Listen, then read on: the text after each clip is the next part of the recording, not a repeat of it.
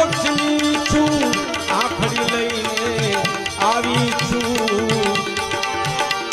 આવી રામ મડુલી જોઈને રૂડી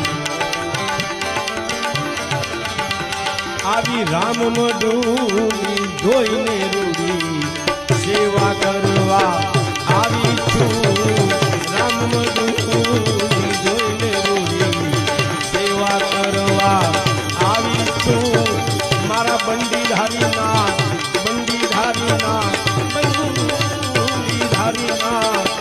આજ દ્વારે બેઠી ધૂળ કળકતા લાવી છું